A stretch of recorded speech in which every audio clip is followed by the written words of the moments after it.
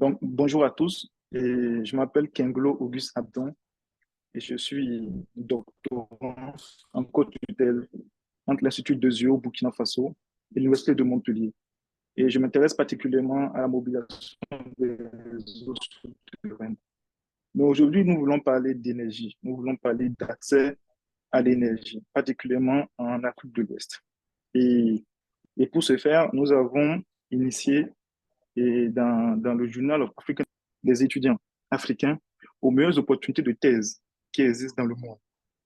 Et pour ce faire, aujourd'hui, nous avons pensé très important d'organiser un webinaire où nous pourrons présenter les thématiques de recherche pertinentes dans le domaine de l'énergie pour l'Afrique de l'Ouest et proposer donc des stratégies, des informations, des canaux où ces étudiants désireux de faire la recherche dans le domaine de l'énergie pourront y aller pour avoir des informations pertinentes pour orienter leur choix.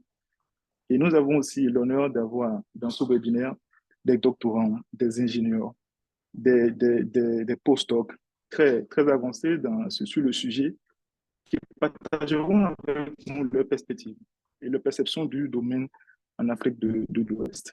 Je ne mobiliserai pas longtemps la parole et donc je demanderai aux différents invités de se présenter afin que nous puissions introduire le keynote speaker de ce webinaire.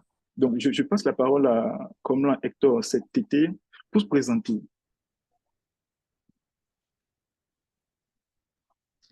Bonjour à tous. Oui, bon, moi c'est comme Hector cet été. Je suis chercheur postdoctoral à l'Institut international d'ingénierie de l'eau et de l'environnement. Voilà. Merci beaucoup, Komlan Tete, d'avoir accepté et participé à ce webinaire pour partager ta perception du domaine de l'énergie et surtout les domaines dans lesquels des étudiants désireux de faire la recherche pourront s'y avancer. Et je rappelle aussi que, comme l'ont été, est spécialiste en politique et efficacité énergétique et à son actif plusieurs articles scientifiques qui témoignent des différentes politiques et des différentes orientations que les différents États africains pourraient donner aux différentes politiques dans le domaine de l'énergie, de l'électricité et globalement de l'accès à l'électricité en Afrique de l'Ouest. Et je passe aussi la parole à Dr Maïga pour se présenter. Ok, merci beaucoup Abdon pour la parole. Moi, c'est Mahamadou Maïga. Je suis également doctorant à l'Institut des yeux. Mes activités de recherche portent essentiellement sur le développement des microcentrales à concentration solaire. En quelque sorte, ce sont les composants de ces centrales-là que nous développons et puis nous expérimentons également. Et puis nous faisons tout pour mettre en valeur les matériaux disponibles localement dans le cadre de nos activités. L'idée, en quelque sorte, c'est de comparer la rentabilité sur le développement socio-économique du continent africain par rapport aux centrales photovoltaïques. OK, merci. Excellent. Et donc, je vais passer la parole à l'ingénieur Fatoumata Tunkara pour faire une présentation brève de son profil. Merci Abdon. Bonjour à tous et à toutes. Moi, c'est Tunkara Fatoumata et comme Abdon l'a dit, je suis ingénieur en énergie renouvelable. Je travaille en tant que chargé des relations externes à FRES Mali Yelenkoura qui est dans l'électrification rurale au Mali depuis environ 2001. Avec FRES, nous développons des modèles d'énergie durable pour les populations qui sont dans les milieux ruraux et nous essayons aussi d'intégrer en fait des systèmes durables afin que le service soit vraiment voilà, pour que cette durabilité soit toujours existante au niveau des populations rurales. À côté aussi, je gère la cellule jeune acteur de l'énergie du Mali. Voilà. Excellent, excellent. Et donc, nous avons aussi la présence de quelques participants. Et nous allons directement aller sur le vif du sujet en redonnant la parole au docteur Hector Tété pour nous faire une présentation des domaines les plus, les plus pertinents dans lesquels les doctorants ou aspirants doctorants pourraient s'y avancer. Et donc, sans plus tarder, docteur Hector, Kéké, vous avez la parole. Ok, merci de me passer la parole. Bon, je vais partager mon écran. Euh, Partager, ok. Bon, j'ai besoin que tu autorises le Je le fais partage. tout de suite. Je le fais tout de suite. Je pense que Ok, là, c'est bon. merci. Oui, je vais partager. Voilà, partager. Vous le voyez. Tout à fait. Ok. Bon, est-ce que c'est bon maintenant, vous voyez? Tout à fait. Ouais. Ça bouge? C'est ça, oui. Ouais. Ouais, Ok, ça marche. bon. Donc, on peut commencer. Ok. Oui, donc, comme j'ai dit, moi, c'est comme un acteur cet été, docteur. Euh, donc, j'ai l'honneur quand même de présenter aujourd'hui ce sujet, cette thématique sur les, les secteurs de recherche prometteurs dans le domaine de l'énergie et de l'électricité en Afrique de l'Ouest. Donc, bon, j'ai mis une brève bibliographie euh, de ma personne ici. Donc, je, j'ai le doctorat et deux masters, un doctorat en efficacité politique énergétique, un master d'ingénierie en génie électrique et énergétique, et un autre en sciences physiques, option énergétique. Donc, le doctorat et le dernier master, je l'ai fait à l'Institut international d'ingénierie de l'eau et de l'environnement à Ouagadougou. Et le premier master, je l'ai fait à l'Université d'Abou-Calabi.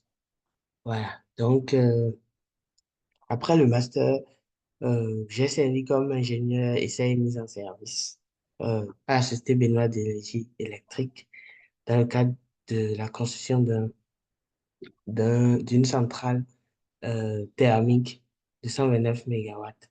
Et après ça, j'ai servi comme ingénieur consultant et ensuite comme chercheur, doctorant et on va dire assistant dans les activités pédagogiques, notamment euh, l'enseignement, les cours et les travaux pratiques.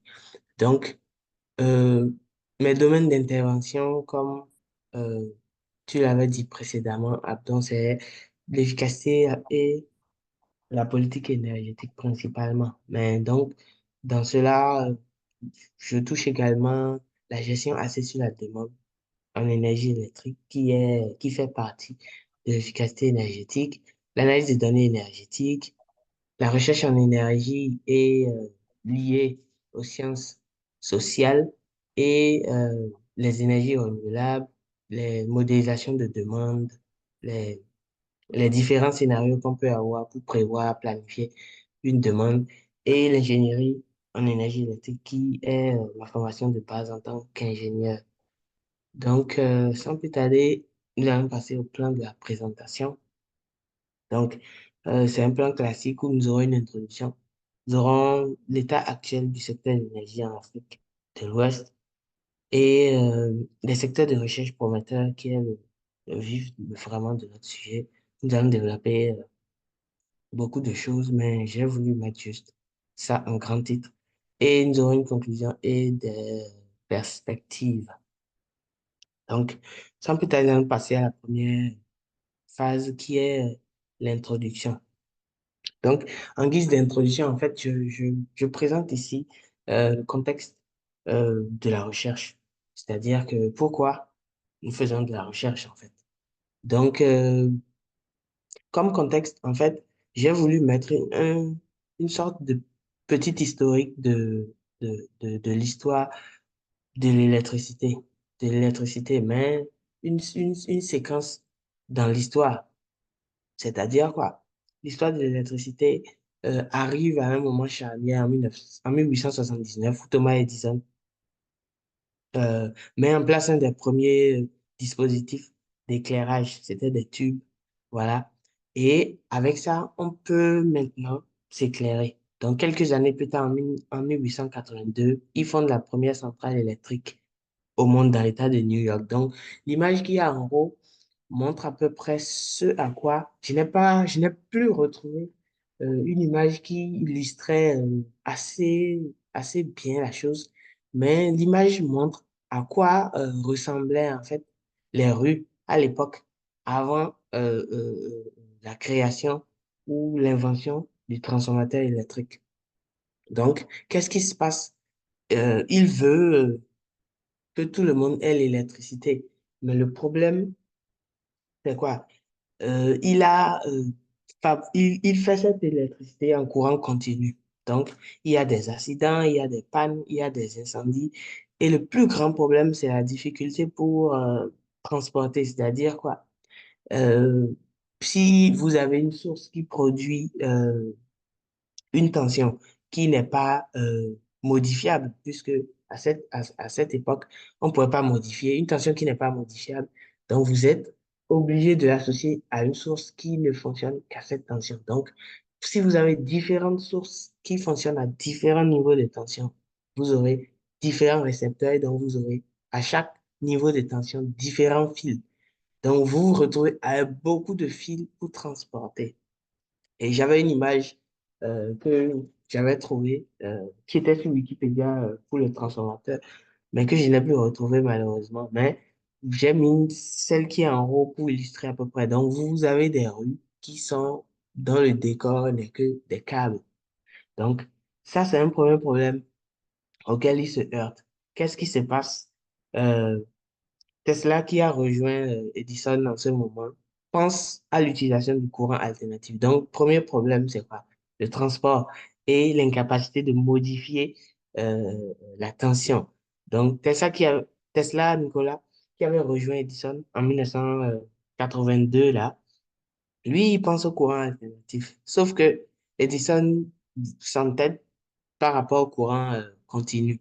Donc, il va se détacher de lui progressivement, pas totalement, mais progressivement. Et l'image maintenant qui est en bas, c'est celle de Lucien Goulard qui, lui, par rapport à ce problème-là, s'intéresse à comment est-ce qu'on va mettre en place une machine qui va permettre d'adapter la tension du récepteur à celle de la source de sorte à ce qu'on ne mette plus beaucoup de fils élevés ou abaissés selon l'application, et de sorte à ce qu'on n'utilise plus justement non plus des centrales de relais tous les 3 kilomètres, problème auquel s'était heurté auparavant Edison. Donc lui va inventer le transformateur électrique. Donc avec cette machine maintenant statique, on peut modifier la tension, l'élever, l'abaisser, et même isoler la source par rapport au récepteur. Donc, premier problème résolu. Suite de l'histoire maintenant, en 88, Tesla met en place quoi, le premier système de système électrique, c'est-à-dire la production. On génère de l'électricité et on transporte avec des transformateurs bien organisés, mais le tout à courant alternatif. Et donc, une fois que tout le monde a l'électricité pour s'éclairer, l'autre problème, c'est ne peut-on pas utiliser maintenant l'électricité pour faire autre chose? Et en ce moment, en 1903, on va inventer les premiers appareils électroménagers, c'est-à-dire le fer à repasser, la bouilloire électrique, le four électrique. Donc, ce que j'essaie d'illustrer ici, c'est quoi? Les gens s'intéressent au phénomène. Les gens conduisent la recherche à cause des problèmes, en fait, problèmes de la société. Donc, à chaque problème, on s'y intéresse et on part des hypothèses, on part de ce qu'il y a déjà et on essaie de solutionner ces problèmes. C'est ça, en fait, on va dire, le fondement, en fait, de la recherche. Et donc, on va s'embêter un peu avec quelques définitions et quelques éléments de base de la recherche. Donc, ici, j'ai défini la recherche scientifique qu'on peut définir comme l'ensemble des actions entreprises en vue de produire et de développer les connaissances scientifiques. Donc, scientifique ne veut pas juste dire borné. On va même dans le domaine social, économique, politique, institutionnel, juridique. Tous les domaines sont concernés. Donc, deux types de recherche vont se dégager selon les objectifs que nous nous fixons. La recherche fondamentale, qui, elle, vise à produire de nouvelles connaissances indépendamment des perspectives d'application. Et la recherche appliquée qui vise un objectif pratique, qui est celle à laquelle moi, je faisais référence tout à l'heure, vise un objectif pratique et implique des activités de développement expérimental. On va expérimenter plusieurs choses et quand ça va marcher, on va implémenter. Mais le fondamental va établir d'abord les bases. Les bases. Donc, ça sera plus les bases qui vont régir un phénomène. Et dans l'appliquer maintenant, on va utiliser ces bases pour appliquer et sortir euh, euh, euh, euh, euh, on va dire des applications comme le fer à repasser électrique qu'on a vu tout à l'heure, et même le transformateur qui fonctionne selon les phénomènes d'induction du champ magnétique, etc. Donc, euh, on va parler de la recherche académique aussi, qui est plus entreprise dans les universités, celle à laquelle on pourra s'intéresser ici dans la suite. Les universités, les organismes et instituts de recherche publics comme privés, mais qui ne sont pas faits euh, pour des fins concurrentielles, en fait. Contrairement aux activités de recherche et développement, par exemple, comme j'ai dit tout à l'heure, Tesla et Edison se sont heurtés parce que Tesla voulait développer à échelle industrielle le courant alternatif, mais l'autre, il voulait faire du courant continu. Donc là-bas, dans la recherche et développement, vous pouvez avoir la concurrence, puisque une industrie peut acheter le brevet de celui-ci, l'autre achète celui-ci et chacun veut concurrencer, veut produire le meilleur service pour avoir le monopole du marché. Une autre distinction qu'on peut faire, c'est selon le type de financement ou le mode de financement. Donc, on va avoir la recherche publique où l'État va financer par l'université, ou on va avoir la recherche privée, c'est-à-dire où une industrie s'attaque à un problème, va s'associer à une école financée pour une thèse de doctorat, pour un master recherche et obtenir la solution qu'elle elle veut en fait. Et donc, recherche scientifique, académique, sur quoi on se base? Donc, on se base sur le recours systématique à des méthodes et procédures spécifiques. Donc, c'est quadrillé. On ne fait pas ce qu'on veut, en fait, pour obtenir des informations ou pour révéler les relations entre variables, par exemple, de la société. Donc, l'objectif, c'est de mettre en lumière de nouvelles informations ou de vérifier d'anciennes afin d'augmenter ou de vérifier les connaissances que nous avons. Aussi, ça repose sur quoi? Sur l'examen d'hypothèses. Comme on a dit, c'est quadrillé. Donc, il faut partir d'hypothèses, de questions de recherche, etc. Donc, d'hypothèses ici pour comprendre ou d'analyser un phénomène donné au sein de la société. Maintenant, si on n'est pas dans le cadre académique, on est dans le cadre recherche et développement. Donc, là-bas, ça regroupe un ensemble plutôt de processus qui partent de la recherche fondamentale, comme je l'avais dit tout à l'heure, qui s'intéresse, elle, plus à un phénomène donné, phénomène physique ou l'explication mathématique ou physique du phénomène. Donc, on part de cela et on applique et on produit à échelle industrielle, d'où l'expression assurant sa faisabilité industrielle ici.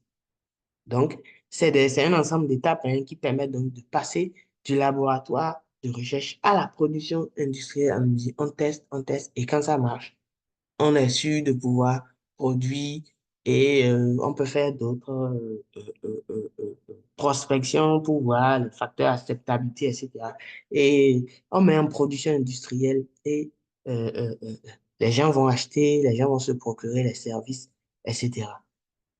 Et donc, ayant quitté, comment dirais-je, les définitions et les éléments de base de la recherche, on s'intéresse ici maintenant au secteur de l'énergie. Donc, on va définir aussi les éléments euh, relatifs à l'énergie. Donc, la définition de l'énergie que nous pouvons donner de manière classique. C'est la capacité d'un système à effectuer un travail. Et ça, c'est une description, comme je l'ai dit tout à l'heure, classique. Donc, parce que, en fait, il existe nombreuses formes d'énergie. Donc, il est difficile de trouver une définition complète de l'énergie. Mais, comme il y a diverses formes, on va trouver des définitions comme la propriété d'un objet qui peut être transféré à un objet à un autre ou converti sous différentes formes mais qui ne peut être créé ou détruit. Donc, on va transférer. Donc, on va quitter, par exemple, euh, le- une énergie thermique comme le charbon, par exemple, et passer à l'électricité au moyen d'un élément comme une centrale à charbon, par exemple, un système de centrale à charbon, par exemple. Donc, nombreuses sources d'énergie existent, hein, mais on va les regrouper généralement en deux catégories qu'on va voir tout à l'heure. Donc, les deux catégories, en fait, c'est les énergies renouvelables et les énergies non renouvelables. Donc, on a quelques propriétés qu'on a mis dans le tableau que vous pouvez voir, euh, qui est que quoi? Les énergies renouvelables peuvent être renouvelées une fois consommées. Mais attention, à échelle de l'homme, en fait. Maintenant, les autres ne peuvent pas l'être. C'est des énergies qui ont mis un temps qui dépasse l'échelle humaine à se former. Donc, c'est difficile de les voir se renouveler une fois consommées à l'échelle de l'homme. Donc, au renouvelable, on va associer une pollution faible ou quasi inexistante, mais euh, les non renouvelables seront l'une des principales sources de pollution environnementale que nous pouvons avoir. Et comme on l'a dit, comme conséquence de la première propriété qu'on a citée pour les énergies renouvelables, c'est que c'est quasi inépuisable et ça affecte, comment dire, de manière mineure, c'est affecté plutôt de manière mineure par les activités humaines. Alors que de l'autre côté, les autres qui ne peuvent pas être renouvelés à échelle humaine, l'homme va voir cela comme épuisable et affecté justement par les activités humaines, puisque plus on va utiliser, plus ça va s'épuiser et plus euh, la ressource sera affectée en fait. Et donc, ces énergies, quelques-unes qu'on va voir ici, c'est l'énergie. Donc, à gauche, nous avons les énergies renouvelables, nous avons l'énergie solaire, nous avons l'énergie hydroélectrique, nous avons la biomasse, nous avons l'énergie éolienne, le vent, et nous avons l'énergie géothermique. Donc, à droite, nous avons les énergies renouvelables comme le pétrole et ses produits dérivés, hein, comme le fuel, comme le gasoil, etc. Et nous avons le charbon, nous avons le gaz naturel et nous avons l'énergie nucléaire. Voilà. Donc, ça, c'était les définitions, les éléments de base que je voulais donner sur l'énergie. Donc, l'énergie, à quoi ça va nous servir? Dans quel domaine on va l'utiliser? À quoi ça nous sert? Donc, on va utiliser dans beaucoup de domaines. J'ai mis quelques domaines ici, mais on va utiliser ça dans beaucoup de domaines. Par exemple, le domaine de l'éducation, on va utiliser ça pour s'éclairer. On va utiliser ça pour alimenter les ordinateurs qu'on va utiliser pour travailler, qu'on va utiliser pour faire euh, la recherche, etc. On va utiliser ça dans le domaine de la santé. On va conserver, par exemple, les vaccins pour le bien-être des gens. On va utiliser ça dans le domaine du commerce, de l'industrie, que ce soit les activités comme l'agriculture, comme l'industrie, tout ce qui est lié au commerce, on va l'utiliser. Tout ce qui est lié aussi au résidentiel, on va utiliser ça pour euh, s'éclairer, mettre la climatisation ou le chauffage selon notre localisation sur la Terre. On va utiliser ça pour la sécurité, tout ce qui est sécurité, sécurité informatique, même sécurité et la fabrication des armes, de tout ce qui entre dans le cadre de la sécurité. Et enfin, euh, l'industrie pour faire tout ce qu'il y a, le ciment, pour extraire du sable, pour fabriquer par exemple les panneaux solaires photovoltaïques, etc. Donc, on va utiliser beaucoup, beaucoup, beaucoup l'énergie. Dans le monde actuel, l'énergie est indispensable en fait.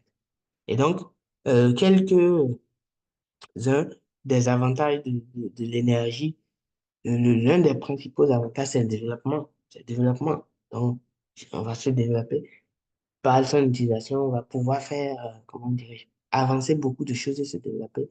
Améliorer les conditions de vie comment dirais-je, de, de la population humaine et participer donc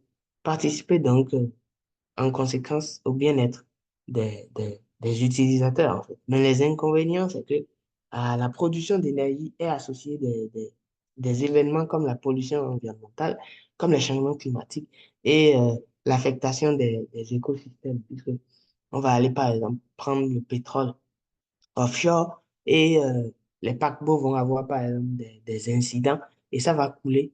Et par exemple, les espèces aquatiques vont mourir beaucoup. Donc, on peut se rappeler par exemple des incidents avec British Petroleum, par exemple, il y a quelques années. Donc, les écosystèmes vont être affectés, le- il y aura provocation du changement climatique et à cause des événements comme la pollution environnementale. Et donc, voilà, ça c'est un exemple que j'ai mis. C'est les objectifs de développement durable des Nations Unies, le septième objectif, qui veut garantir un accès euh, à coût abordable, fiable aux services d'énergie moderne. Et l'impact, comme je l'avais fait dans mon graphique, on va voir que l'impact, les dimensions qu'on veut impacter, c'est les dimensions comme la technologie, l'éducation, la santé, la communication, l'emploi, l'environnement. Tout ça pour quel but?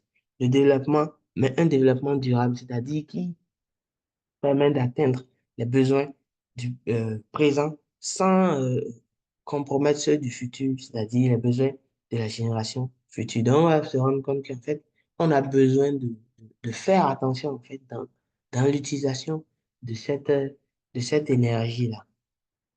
Donc, c'est ce que je voulais partager par rapport à l'introduction. C'est quoi l'énergie? Pourquoi fait-on de la recherche? Donc, une fois tout cela compris, on va passer en fait à l'état actuel du secteur de l'énergie en Afrique de l'Ouest. Donc, je vais commencer par présenter dans cette partie l'Afrique de l'Ouest.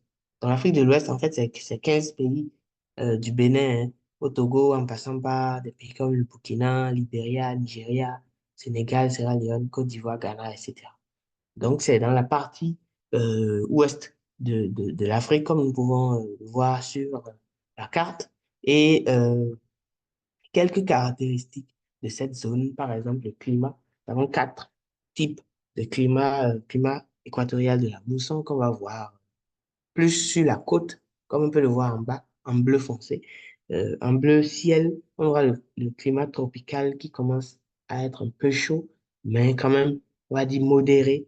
On aura le climat semi-aride ça va commencer vraiment par être chaud. On pourra partir dans des températures de plus de 35 voire 40. Et celui qui est aride, vraiment aride, et qu'on retrouve le plus dans les pays sahéliens, c'est-à-dire là où il y a le désert du Sahel, où on va partir à plus de 40 quoi, comme température. Donc, c'est à peu près les caractéristiques en termes de nombre de pays, de climat, de localisation de la zone Afrique de l'Ouest. Donc, euh, dans cette zone, en fait, j'ai voulu mettre en exergue, en fait, le cadre institutionnel, en fait, du secteur de l'énergie dans les pays. C'est-à-dire que on a différents cadres institutionnels, mais j'ai essayé de résumer, en fait, de faire un résumé en fait du cadre institutionnel.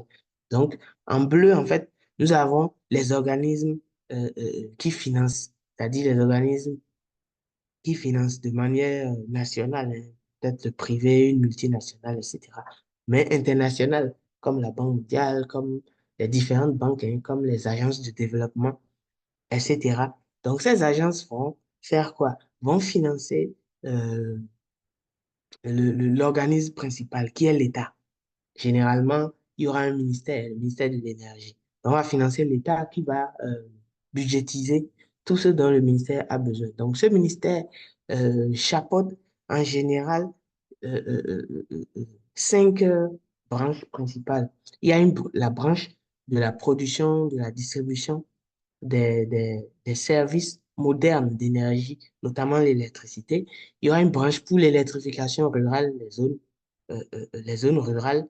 Il y aura une branche pour la promotion et ou le développement des énergies renouvelables qui sont devenues essentielles compte tenu de ce que nous avons dit. La pollution, le désir de se développer, mais de manière durable.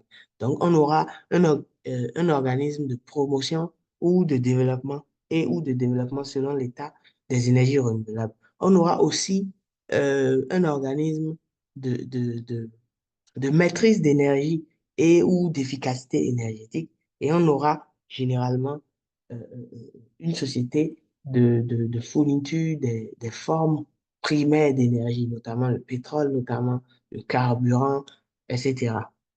Donc, tous ces organismes sont généralement chapeautés par l'État.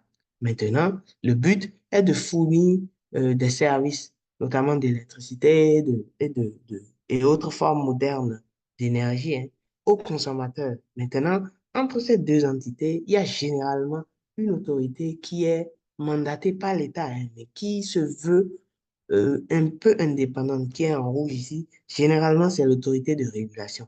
Donc, l'autorité de régulation va s'occuper, euh, va servir d'intermédiaire, en fait, entre les clients et ces organismes que chapeaute l'État. Donc, on va régler les plaintes, par exemple, mais aussi mettre en place les polices de régulation, d'implémentation, par exemple, des tarifs d'électricité. Et donc, quand les clients vont voir que ces services ne les arrangent pas, par exemple, ils vont se plaindre auprès de cette autorité, mais cette autorité est également chargée de vraiment réguler, en fait, le cadre, le cadre institutionnel et politique du secteur. Donc, on va définir au niveau de cette autorité-là les polices, les planifier et les implémenter en synergie, bien sûr, avec le gouvernement à travers le ministère de l'Énergie. Donc, à peu près, voilà comment on peut résumer en fait le cadre du secteur de l'énergie dans la zone Afrique de l'Ouest. Donc, en fonction des États, ça va être différent, mais de façon résumée, c'est ce qu'on peut retenir, en fait. Et donc, euh, maintenant, les chiffres en Afrique de l'Ouest, les chiffres.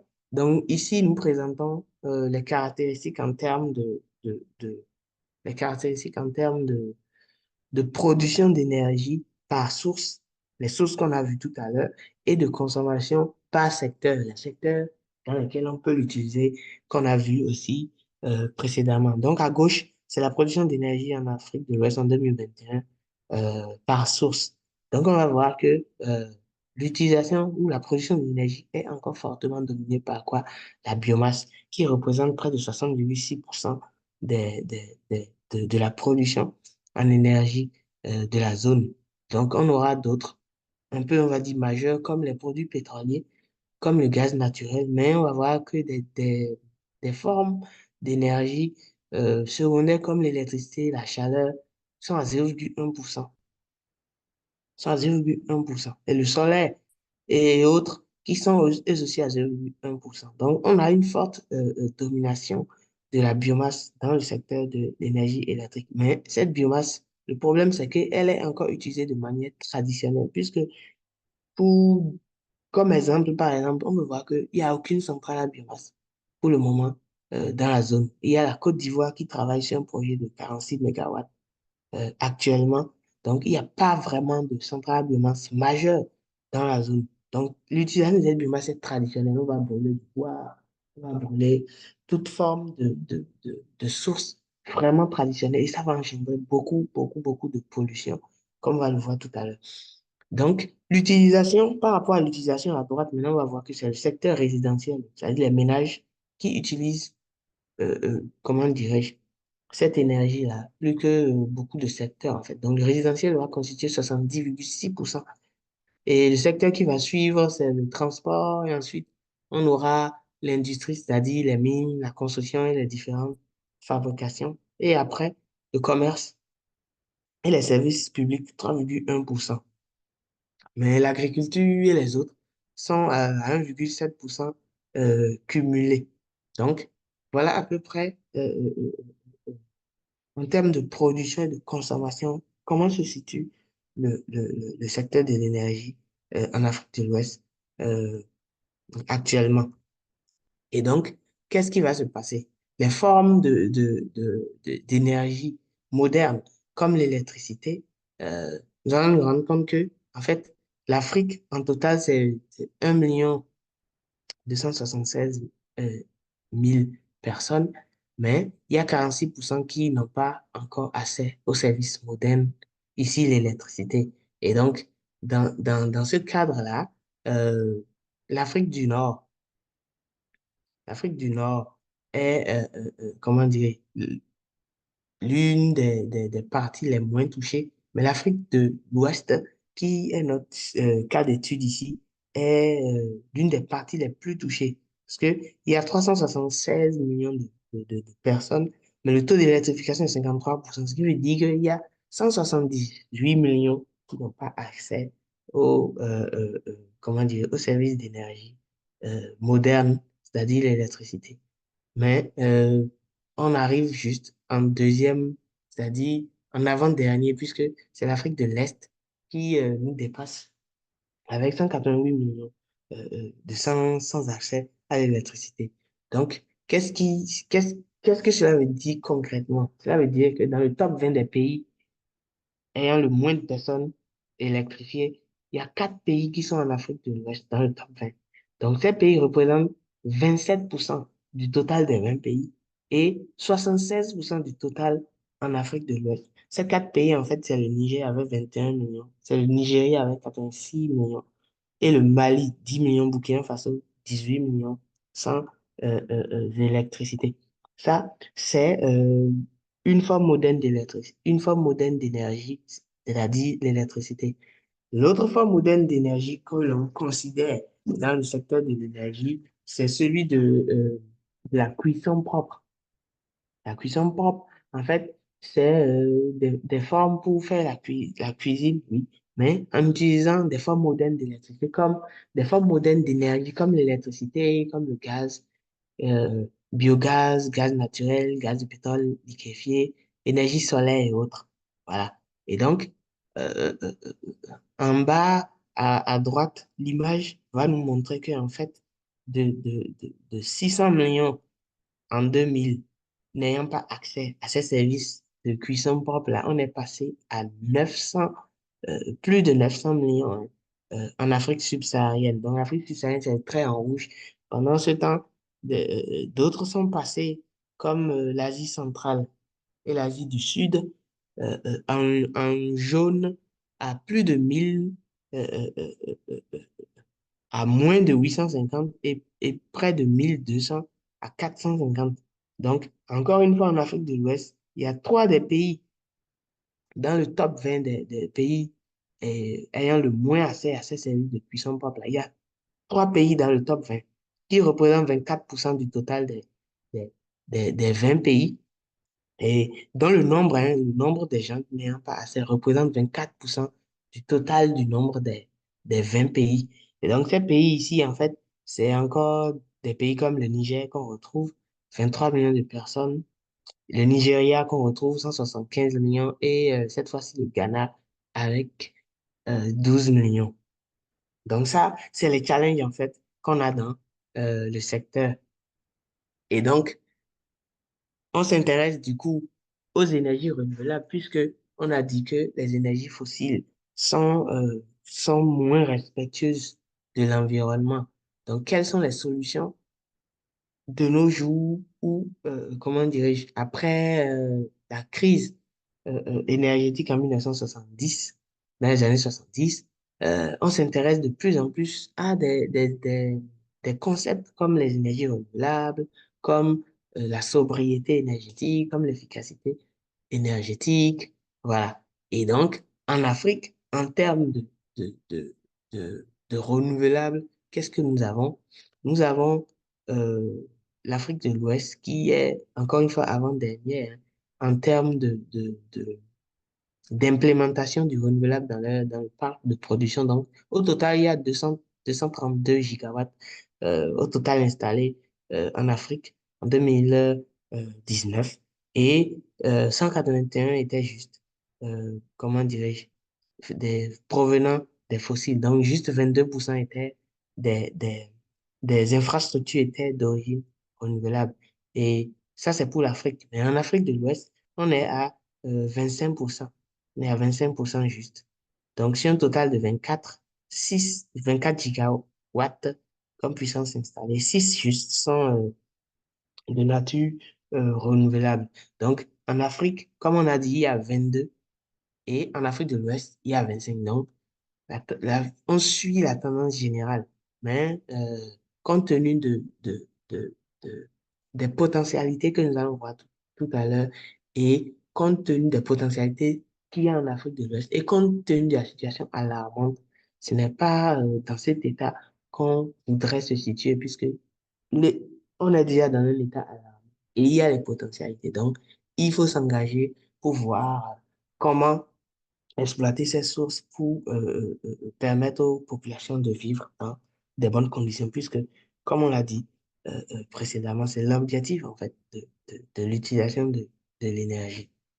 Donc, pour identifier de manière précise ces challenges, l'un des outils qu'on utilise généralement, c'est celui de la sécurité énergétique. Donc, c'est un concept qui est arrivé, on va dire, dans les années 70. On va dire oui. Après la crise des années 70, donc, euh, on a pu mettre en place maintenant des dimensions pour, pour, pour, pour se dire, pour évaluer si un pays est sécu en termes d'énergie, en termes d'utilisation d'énergie. Donc, ça, c'est un extrait d'une publication qu'on a eu à faire pour analyser le secteur de l'énergie avec le sous-secteur énergie électrique en Afrique de l'Ouest, plus précisément les pays de l'UEMOA, c'est-à-dire la zone francophone principalement. Donc, les dimensions qu'on avait pour évaluer la sécurité énergétique des différents États, la première dimension, c'était la disponibilité et la diversité. Donc, on veut voir si est-ce que l'énergie est disponible et est-ce que c'est diversifié, les sources sont diversifiées de sorte que interruption au niveau d'une source ne provoque pas la chute du système énergétique du pays.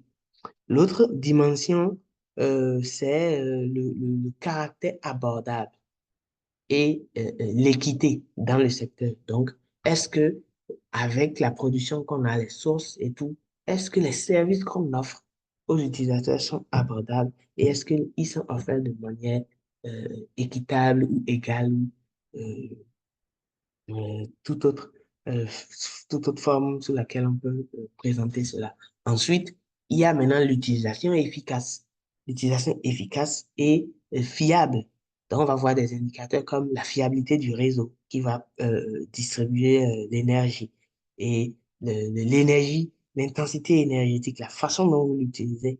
euh, au niveau du pays, il y aura une dimension de régulation et de gouvernance. C'est quoi le cadre politique qui régit tout cela? Est-ce que c'est bien géré de sorte à ce que le secteur soit durable? Et ensuite, on aura une dernière dimension, la dimension de l'environnement et de la durabilité. Donc,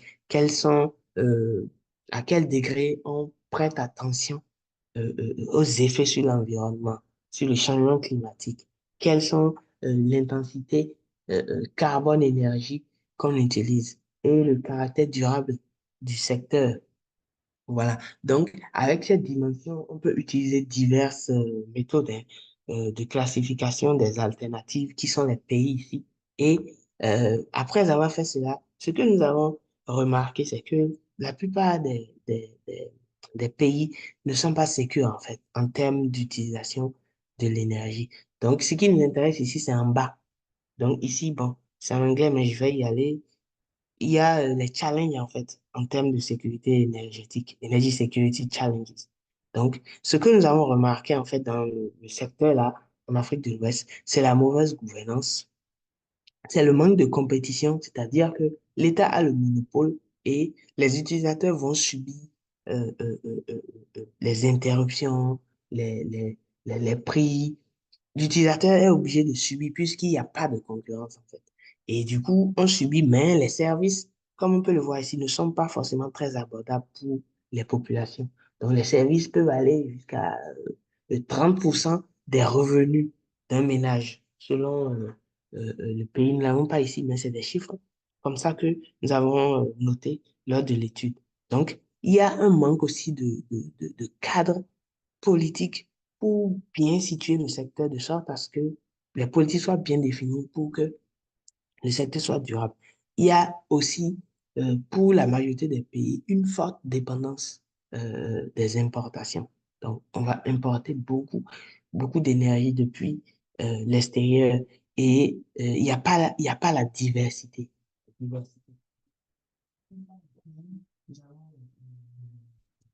Des sources fossiles qui dominent en fait l'utilisation.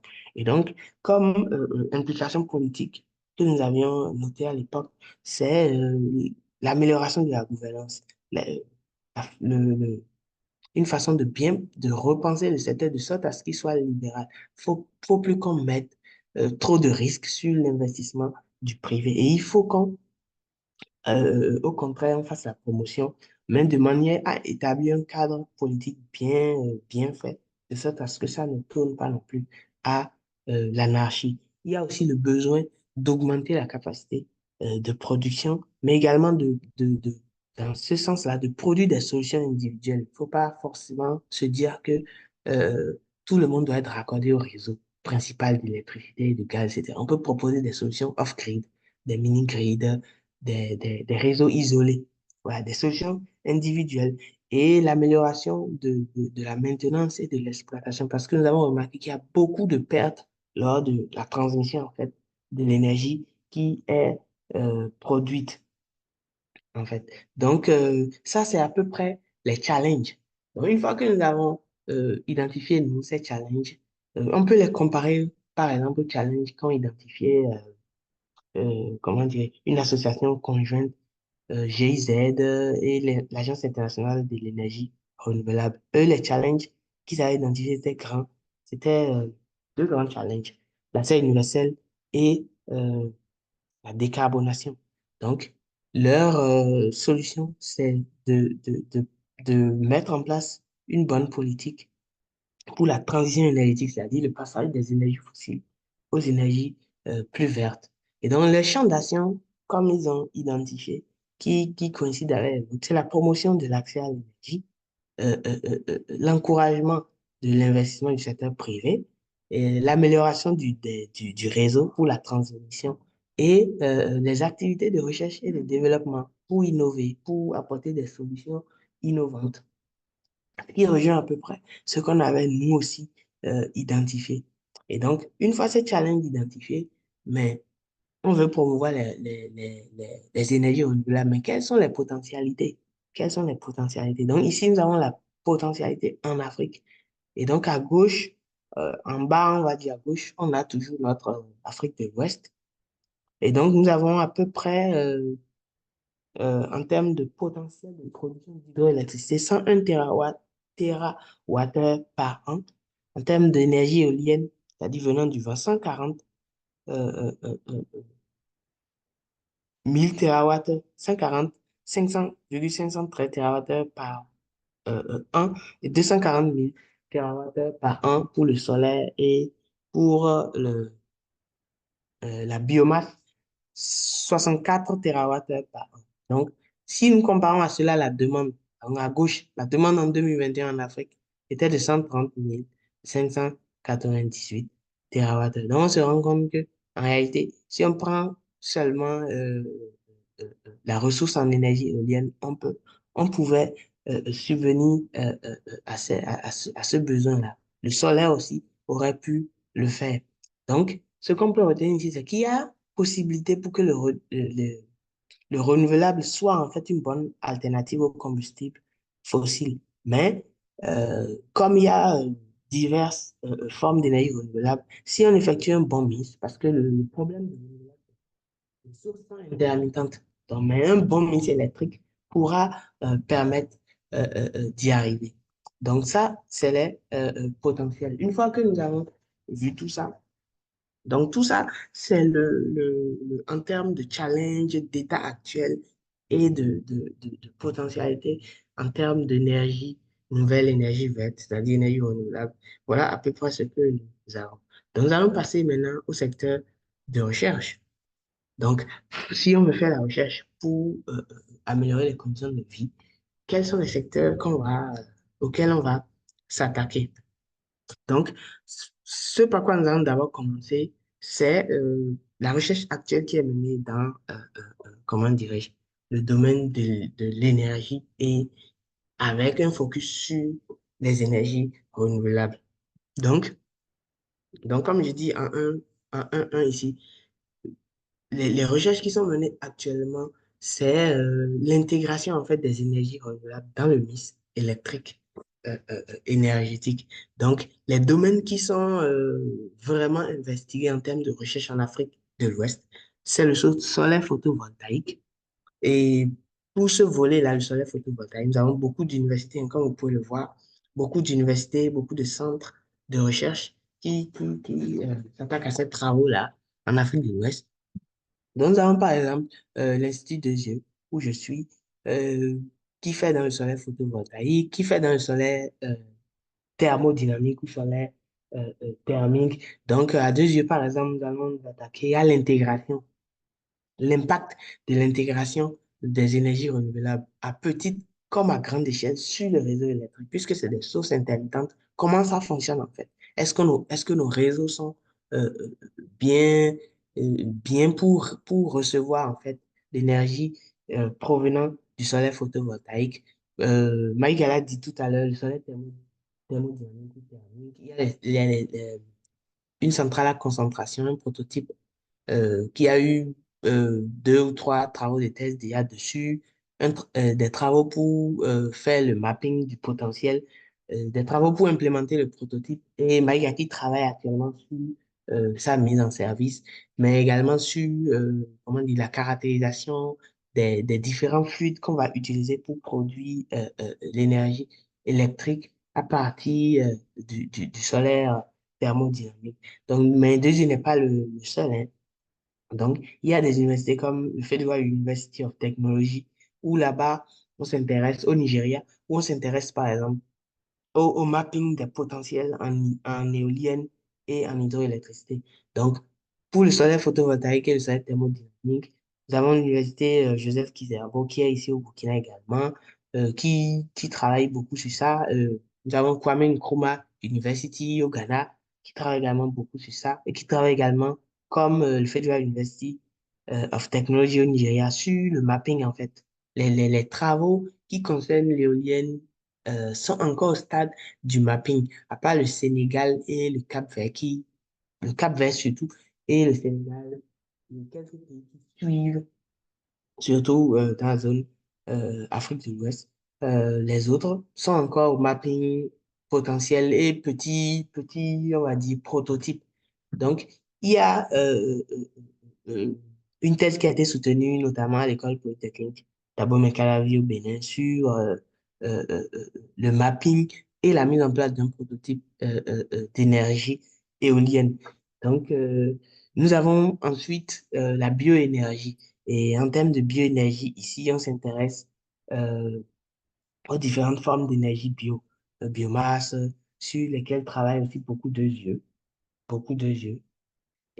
Mais surtout, le Centre ouest-africain de services de lutte contre le changement climatique, WASCAL, en bas à droite, qui travaille en collaboration avec beaucoup d'universités, notamment l'université de Lomé au Togo, l'université Cheikh Anta Diop au Sénégal, l'université Abdou Moumouni au Niger. Donc, eux travaillent sur des formes modernes d'énergie comme l'hydrogène vert, notamment la production, le mapping d'abord, la production, et avec pour objectif d'exporter, hein. Donc, il y a deux projets, deux principaux projets au centre ouest africain de changement climatique. Il y a le H2 Atlas Project où il travaille sur le mapping en fait de l'hydrogène vers cette forme de bioénergie nouvelle que nous avons maintenant.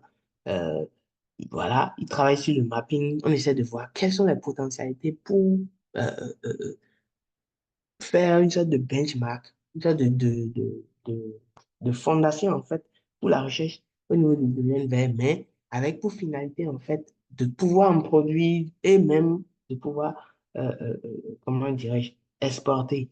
Et comme autre forme de bioénergie, ils sont dans la valorisation. Il y a le projet Waste to Energy, donc déchets à énergie, où, dans un premier temps, on essaie de transférer les technologies, puisque Wascal travaille avec le ministère de l'Éducation et de la Recherche de la République fédérale d'Allemagne. Donc, ils essayent dans ce projet-là de transférer les technologies de valorisation des déchets d'Allemagne depuis l'Allemagne jusqu'au Ghana. Et ensuite, ils vont passer à l'installation des systèmes hybrides PV, biogaz et techniques de pyrolyse pour générer de l'électricité et fournir des unités de valorisation des déchets en électricité au Ghana pour pouvoir les accompagner dans leur politique d'intégration des énergies renouvelables dans leur mix électrique. Donc ça, c'est la majeure, le pan majeur de recherche en Afrique de l'Ouest, l'intégration des énergies renouvelables dans le mix électrique des, des, des différents pays. Il y a également euh, l'efficacité de la politique énergétique, dans lequel nous avons encore deux yeux et un axe sur lequel moi-même je suis. Donc, nous avons deux labos qui travaillent sur cela. Deux, nous avons le laboratoire énergie renouvelable, efficacité énergétique dans lequel je suis. Nous avons également le laboratoire euh, écomatériaux et habitat durable. Donc, on va s'intéresser sur ce point-là des pistes comme l'économie d'énergie dans le bâtiment. C'est-à-dire que à la fois, on va s'intéresser à l'enveloppe du bâtiment, comment on conçoit le bâtiment, quels matériaux on utilise, mais également aux utilisateurs, quelles sont les habitudes, quels sont, quel apport on peut, quel apport on peut avoir en termes de politique, mais également d'actions concrètes pour mieux gérer, en fait, l'énergie électrique. Donc, cela aussi, en dépit de cela aussi, on travaille sur les limitations des pertes comment dire, en Afrique de l'Ouest, sur les limitations des pertes lors de la transmission. Donc, à deux yeux, on va travailler par exemple sur des solutions de mini-grid, des solutions individuelles, des yeux, comme à l'Université Joseph Kizerbo. Là-bas aussi, on va travailler sur des faisabilités de particules qui transportent avec moins de pertes d'énergie électrique, en fait. Donc, enfin, à deux yeux, toujours, on va travailler sur la gestion assez, sur la demande. Maintenant, les questions de maîtrise de l'énergie et d'aide à l'institution d'un cadre politique, on va avoir deux universités. Et ça, c'est le Ghana qui est vraiment avancé dans ce point-là de la recherche. Donc, deux universités, University of Energy and Natural Resources au Ghana et University of Mine and Technology.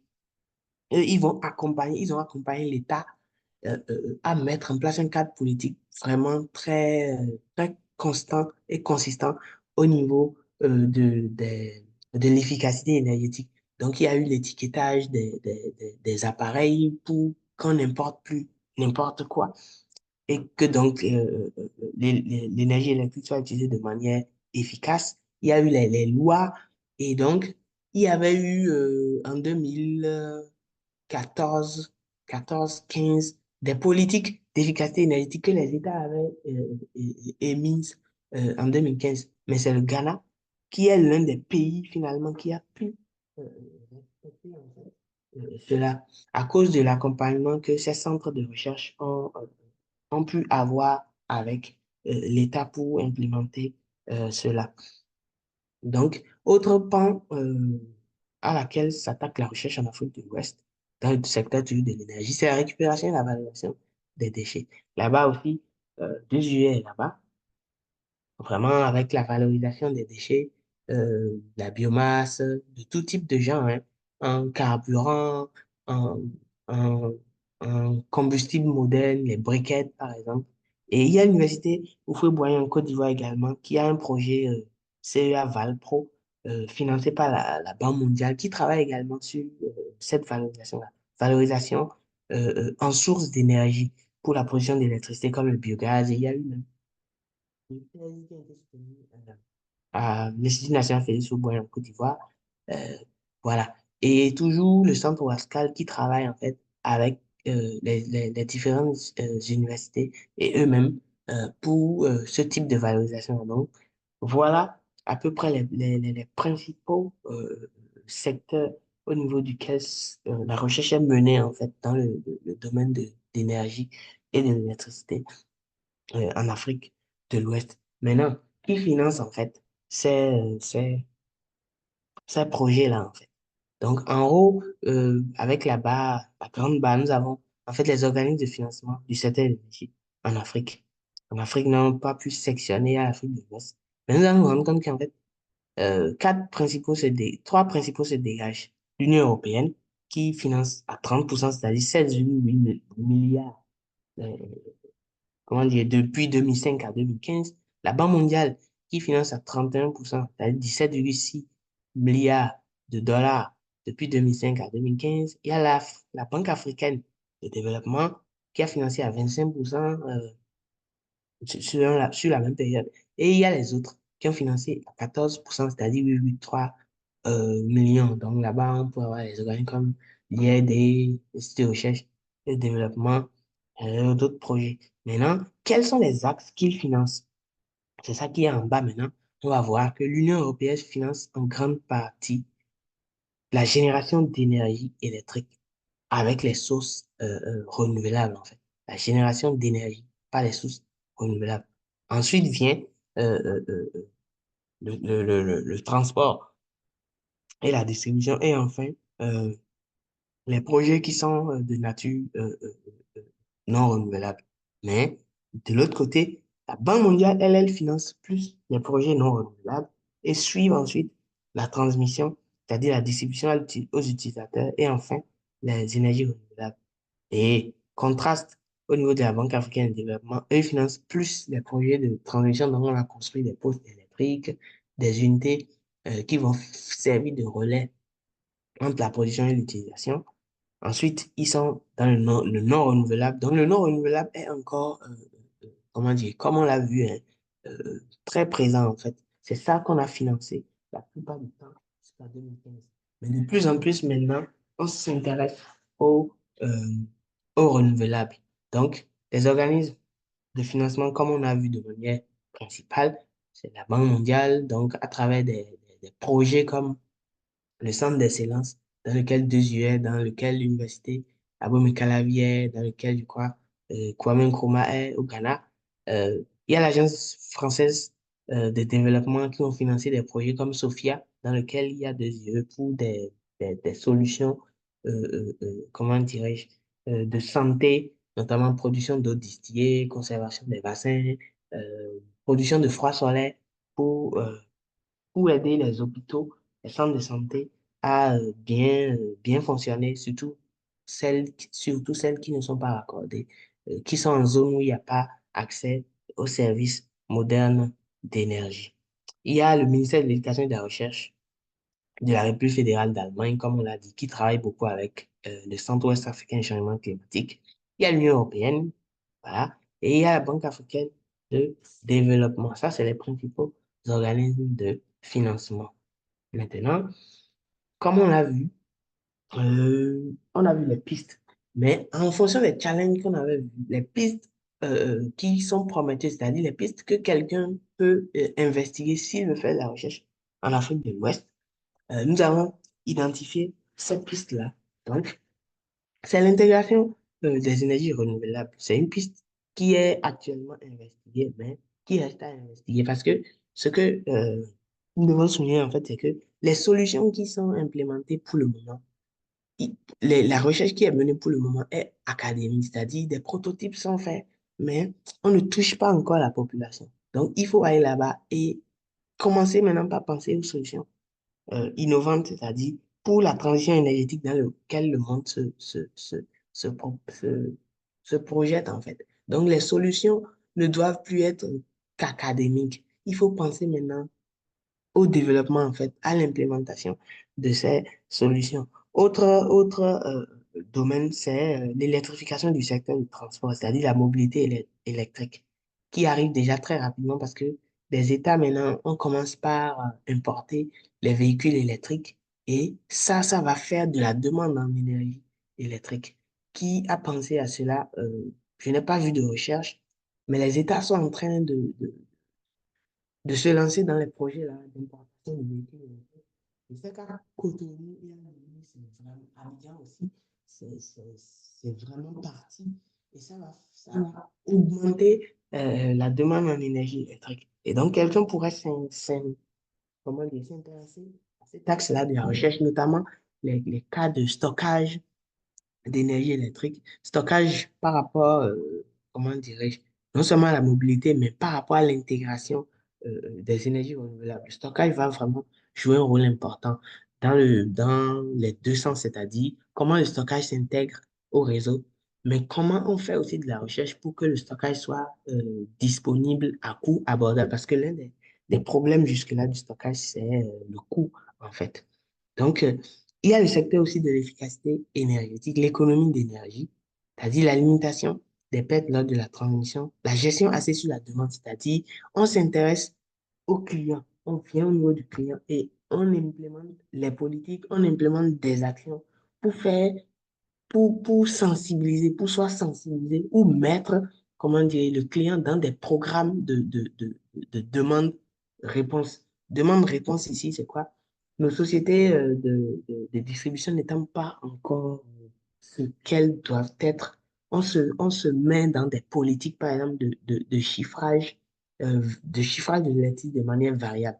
Donc, on va inciter des gens à conduire à une période de la journée pour permettre de dégager et de faire en sorte que tout le monde ne consomme pas, par exemple, au même moment. Donc, on s'intéresse au consommateur et on travaille sur lui pour pouvoir réduire, en fait, la demande en énergie électrique. Et c'est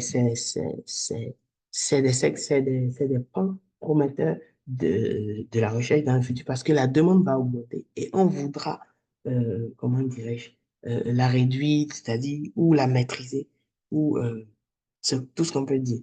Donc, il y a la politique énergétique parce que il faut un cadre. Il faut un cadre. Comme on a vu, les cadres politiques sont encore très faibles.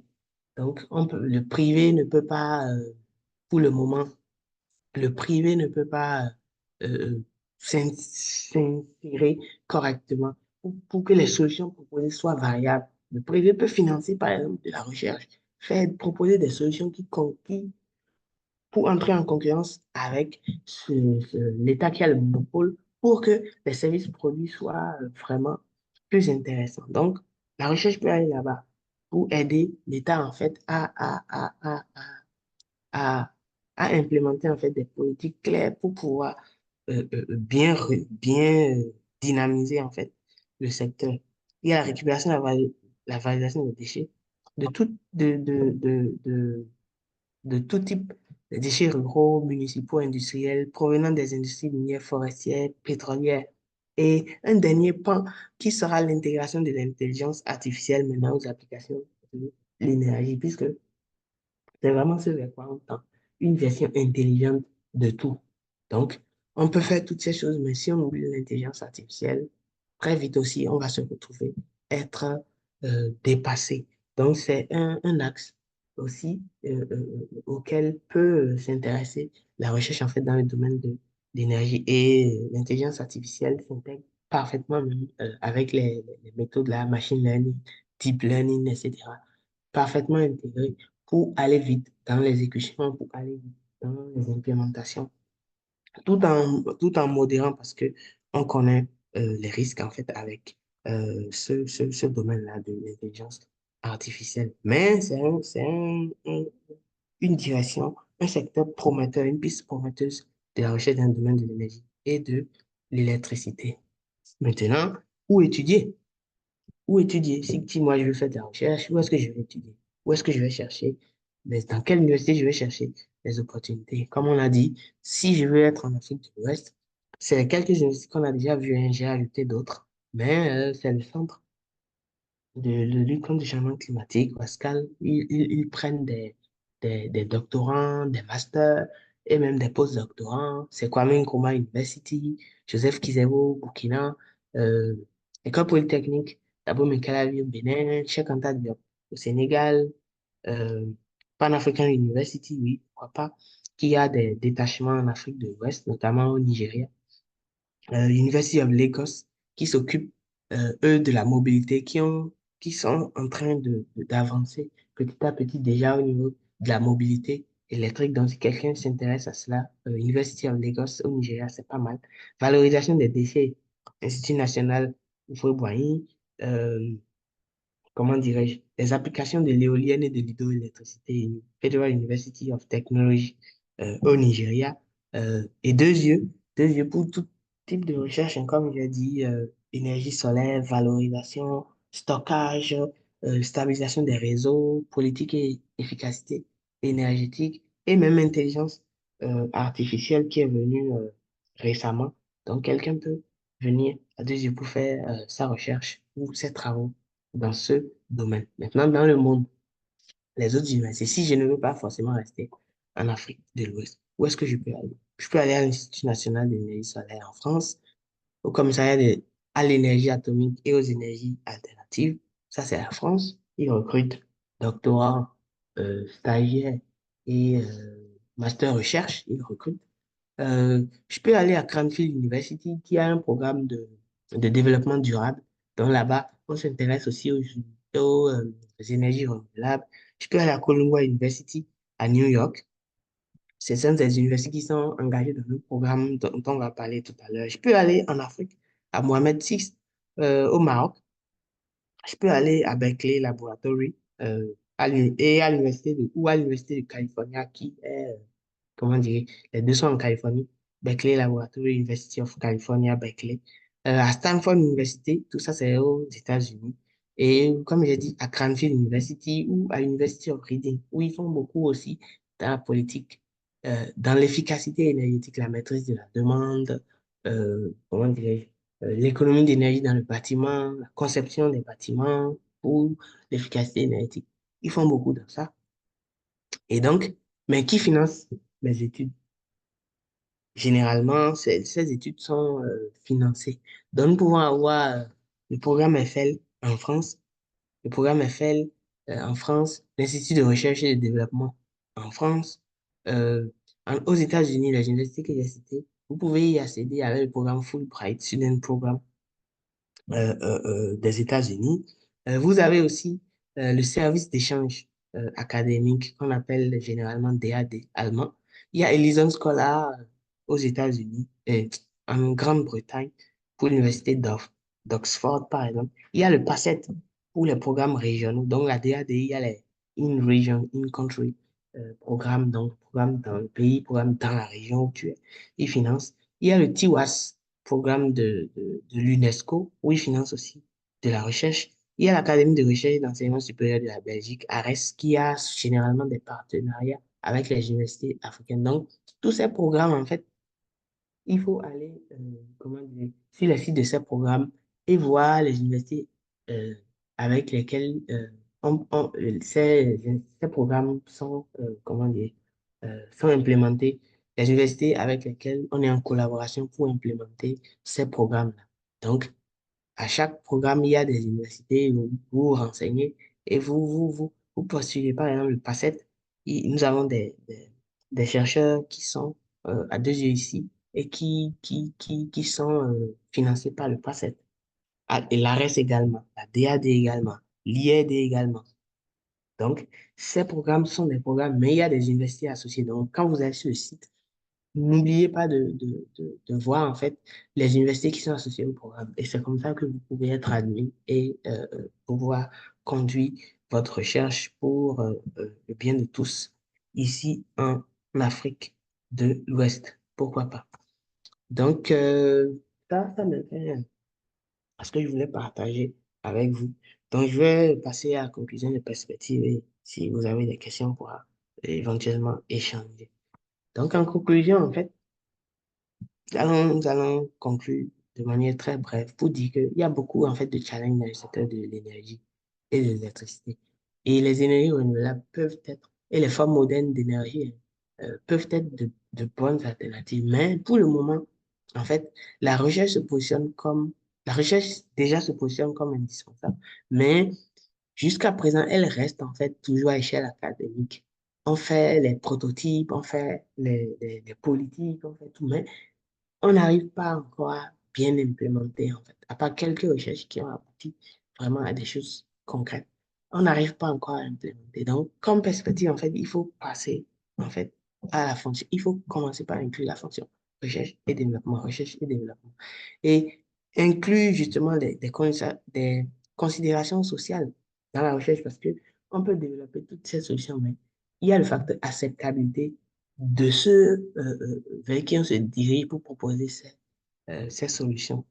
Et il faut aussi mettre en place, pourquoi pas, des politiques pour encourager l'investissement du privé dans la recherche, c'est-à-dire des industries qui ont des problèmes peuvent venir financer être en collaboration avec les universités et, comment dirais-je, financer des sujets de recherche, master, doctorat, postdoctorat, etc., pour que l'université puisse solutionner leurs problèmes et que ces industries, ayant ces problèmes solutionnés, fassent mettre en place des solutions pour l'amélioration des conditions de vie des utilisateurs, en fait. Donc, ceci me fait ma présentation. Voilà à peu près ce que j'avais à présenter. Je suis ouvert aux questions. Merci.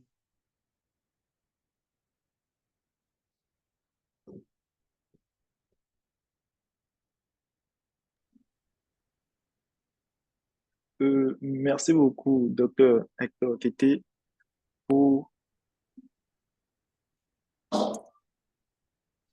merci beaucoup, docteur Hector Tété, pour cette présentation qui capture de manière exhaustive l'image de la situation de l'accès à l'énergie en Afrique et surtout les secteurs clés qui pourraient susciter beaucoup d'intérêt pour les étudiants désireux de faire de la recherche dans le domaine de l'énergie. Et il y a beaucoup à dire et pourquoi a été dit. Et donc, je vais passer peut-être la parole à nos participants s'ils ont des questions, des remarques, des demandes d'éclaircissement en lien avec votre présentation.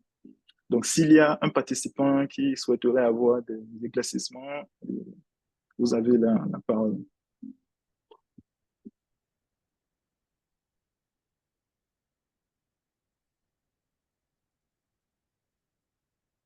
Laurence Nireke, si vous avez exactement, Laurence a une question à poser. Donc, Laurence, vous avez la parole. Merci, Monsieur Tété, pour la présentation qui a été assez complète et qui répondait à presque toutes les questions que je me posais avant de participer au webinaire. Je suis récemment diplômée en génie électrique et énergétique à l'Institut Deux Yeux. Et mon thème portait principalement sur un outil de diagnostic des défauts dans une installation photovoltaïque. Maintenant, ma question est de savoir, j'ai l'impression de voir que la majorité des recherches portent plutôt sur la mobilisation des sources de production, le développement de la production de l'électricité. Qu'en est-il des différents outils de diagnostic des défauts des différentes centrales ou bien des différents prototypes développés? Ok, merci pour la question. Je vais répondre à Abdon. J'ai la parole pour répondre. Ok, d'accord. Donc, oui, je vais répondre. Merci, Manuel Sommet, pour la question. Oui, vous avez raison. Pour le moment, ce qui se passe, c'est que on essaye de faire de la recherche pour augmenter la capacité de production. Maintenant, votre préoccupation s'inscrit dans le cadre maintenant efficacité énergétique, mais au niveau de la source. Il y a encore, on va dire, très peu de recherches. Nous avons une recherche à deux yeux qui porte sur cela, la détection des défauts, en fait, dans les centrales. Et le doctorant essaie de mettre en place un outil pour détecter les fautes. C'est-à-dire, s'il y a une faute, et on renvoie, il y a une interface où on renvoie, et là, on évite, en fait, au maximum de perdre de l'énergie. Donc, par exemple, à deux yeux, il y a cette considération-là. Et je crois au Ghana aussi. Donc, c'est, comment dire, l'efficacité énergétique au niveau de la production. Voilà, il y a quand même des recherches menées dans ce sens. Pas beaucoup, parce qu'on essaye de voir maintenant avec quelle solution on va d'abord donner l'électricité à tout le monde. Mais déjà, on s'intéresse à cela et ça peut être une bonne piste, en fait, de recherche. Ce que je vous conseillerais, c'est peut-être de bien guetter et puis, pourquoi pas, devenir une des pionnières, en fait, dans ce domaine parce que ça va très vite arriver. Parce qu'on va dire, on veut donner l'électricité à tout le monde. Comme je vous ai montré, c'est ça la recherche, hein. On solutionne des problèmes. Quand Edison avait dit qu'il allait donner l'électricité à tout le monde, on a très vite compris qu'il fallait qu'il revoie ça copie parce qu'il faut transporter beaucoup de câbles et tout. Très vite aussi, les gens auront de l'électricité bientôt si ces solutions-là sont trouvées. Mais si vous partez sur le fait efficacité au niveau de la source, très vite, vous allez, très vite, ça sera très vite pertinent. Très vite, ça sera pertinent. Donc, je ne sais pas si je réponds à votre question, mais c'est des axes qui commencent à venir. Nous, on a une thèse ici déjà à 2 yeux par rapport à cela. Oui, Ok, merci beaucoup pour la ok, réponse. pas de souci. Merci beaucoup, Madame Laurence, pour votre question et merci beaucoup, Docteur Tété, pour la réponse exhaustive. Donc, je demande s'il y a encore d'autres participants qui aimeraient avoir des éclaircissements sur certains points. Là, nous avons Soumia, Antoine.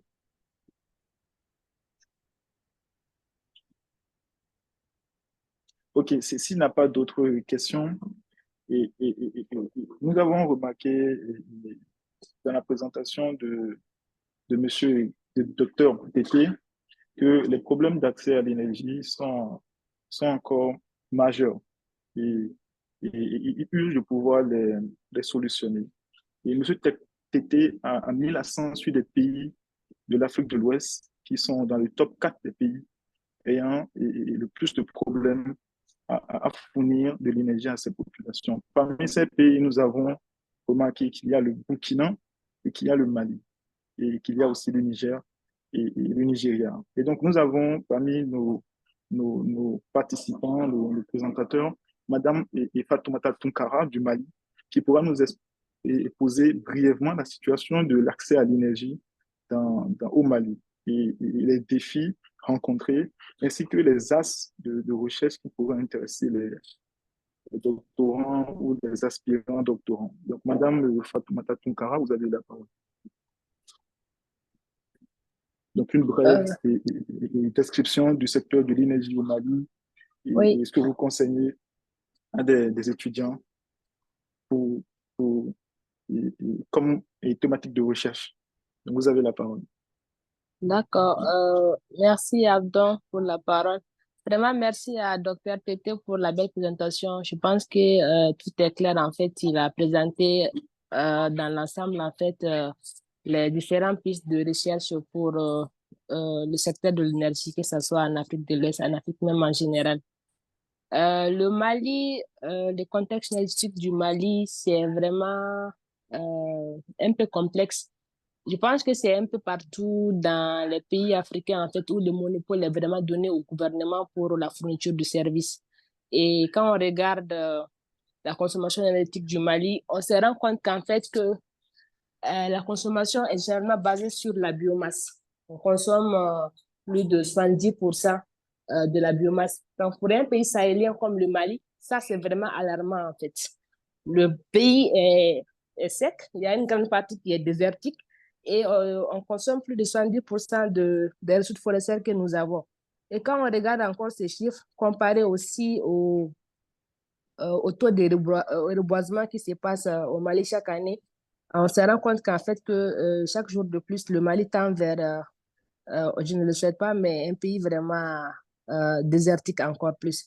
Et moi, en termes de recherche, c'est vrai que l'électricité est vraiment actuellement le moteur même du développement économique, vu qu'elle est utilisée pas seulement pour éclairer nos maisons et notre confort, mais aussi elle est utilisée dans les activités génératrices de revenus, dans le domaine de la santé, de l'éducation et tout. Mais bien vrai que je sois dans ce secteur-là, moi, j'aurais voulu en fait que les Maliens se dirigent beaucoup plus sur l'énergie de la cuisson, l'accès à la cuisson propre. Vu que moi, je trouve que c'est vraiment le secteur le plus polluant.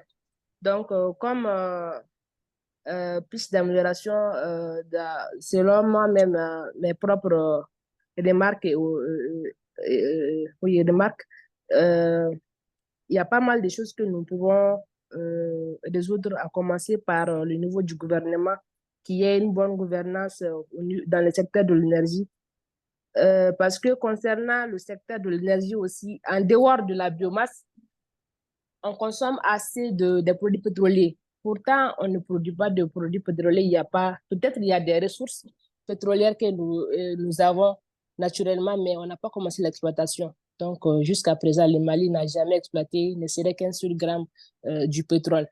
Ça fait que l'indépendance énergétique que nous cherchons, on s'éloigne un peu plus de cette indépendance-là.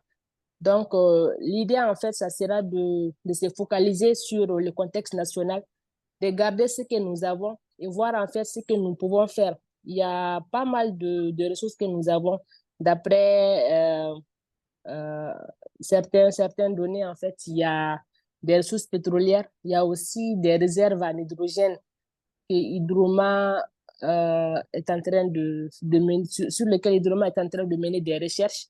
Donc, moi, en fait, c'est ma conception, en fait, on essaie de se focaliser sur l'existence que nous avons, faire vraiment un état des lieux, des ressources naturelles que nous avons, à commencer par peut-être les ressources pétrolières.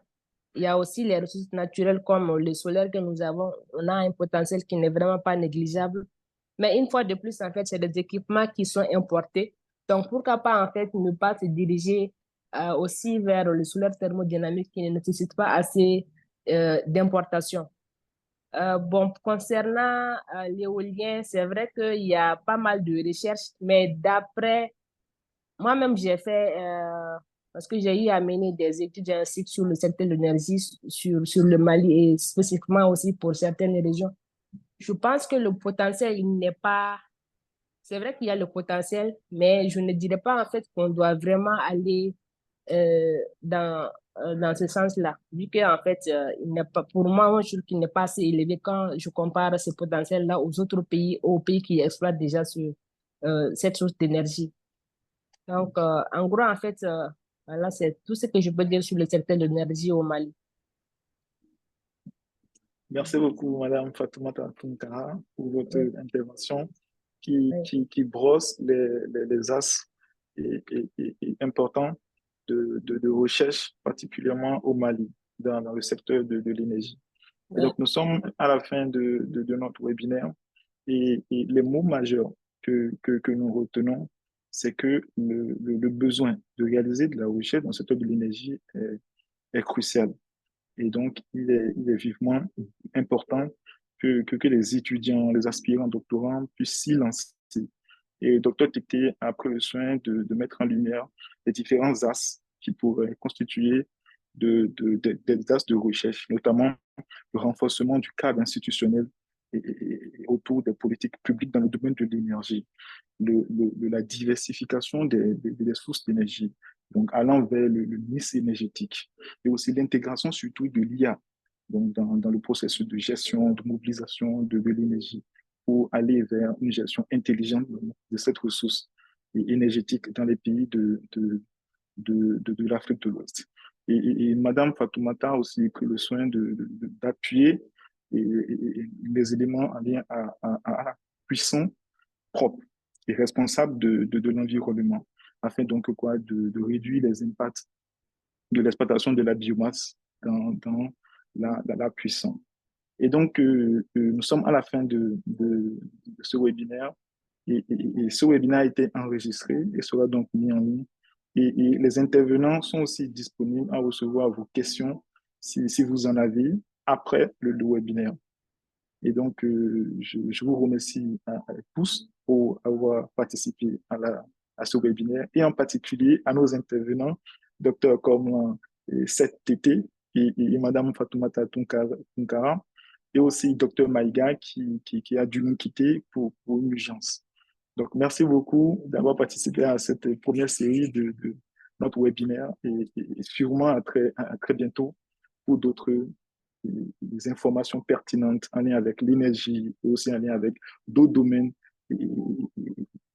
importants pour le développement de l'Afrique de l'Ouest en particulier. Donc, je vous remercie. Si on pourrait allumer nos caméras pour que nous puissions prendre une photo de groupe, si cela est possible.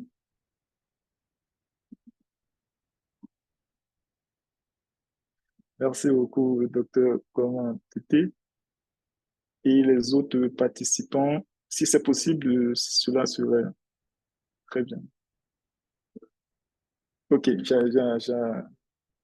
je pense que ce n'est pas possible pour tout le monde. OK, donc je prends la photo. OK,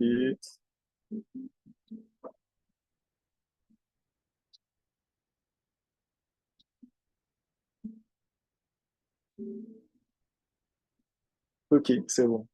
Donc, merci beaucoup, docteur et Hector Tété, pour la présentation. Merci beaucoup, et Madame Fatoumata Tunkara, ainsi que les participants. Et à la prochaine. Merci beaucoup. Merci, à la prochaine. À la prochaine. Ouais.